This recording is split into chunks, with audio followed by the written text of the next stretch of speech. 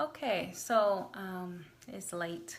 I'm making this video because I feel like, well, I've been so busy, I don't have time to do anything. And I feel like if I don't make it, I will not make it. And I just keep on making up excuses. I don't even know how to begin. There are a lot of things that go on behind the scenes with me. My videos are supposed to be not only about prep and health and wellness, it's also supposed to be about how prep is affecting me and my life and, everything about, all that.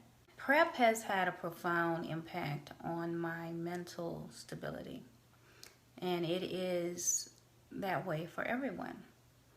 If you have any pre-existing issues, neurological issues, prep is something that can trigger many of those issues and kind of mutate those issues into issues you never had, completely editing your entire way of life is something that will definitely have an impact on your mental status. I don't know if it's a result of me taking a certain medication or if it's just one of those things that happen. Over the years, as you age, your body has so many different ways of having disorders and developing all these different issues, things you never knew existed. Here you are, maybe 35, 40 years old, you have some condition that you never heard of. It doesn't matter if you are very healthy, your body can still develop these issues and just change the whole direction of your life or alter your life in a very in a very big way. Like I said, I don't know if it has to do with the medication. I've heard that it's a rare side effect, but I happen to think that has more to do with the stress that's going on in my life.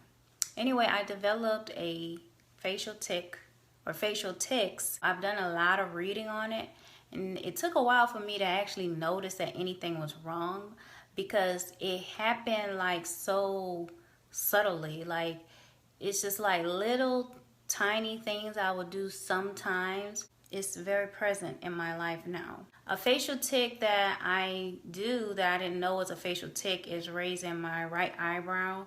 I think that's one of the ones that I have been doing for a long time, and I didn't think anything was wrong with it. When you talk about it, it makes it come out more. I've been studying them and trying to understand the emotions associated with them. The eyebrow thing, I think that I do that when I am annoyed or I am feeling confused about something. That's when my right eyebrow raises up like that a lot. So I didn't think that's a big deal because a lot of people raise their eyebrows, when they're like, or whatever reason someone raises their eyebrow. Another thing that I would do sometimes was like scrunch up my nose like that. And I used to wear contacts different places, and I thought that I was doing that because like I couldn't see, like whenever the contacts was like blurry or whatever. So I thought that's what I was doing that for. And then simultaneously, when that nose scrunching thing happened, I started doing eye blinks like that. And so I thought that had to do with not being able to see clearly out of the contacts.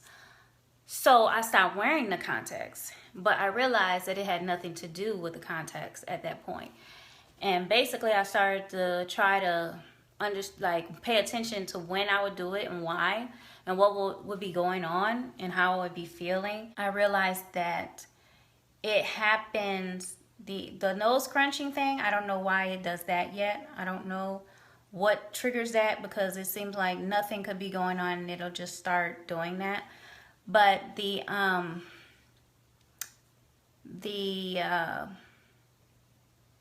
blinking thing, that specifically happens when I feel awkward, when I feel anxious, and when I feel embarrassed. If I get nervous around anybody, Like, I'm thinking of examples, and that's why my eye is blanking now, because I'm thinking of situations I've been in with, or being around certain people.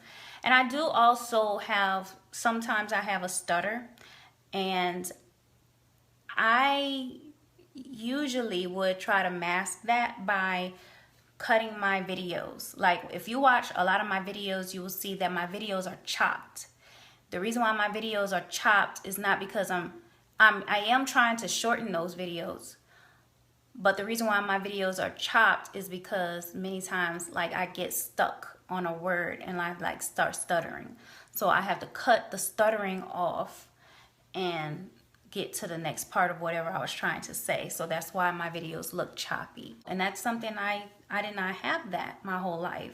These are things that develop over the last few years, or last year specifically. Whenever somebody makes me talk about it, that kind of activates it, because as I'm explaining it, I'm thinking of awkward things and remembering things, and then it just makes it happen more often.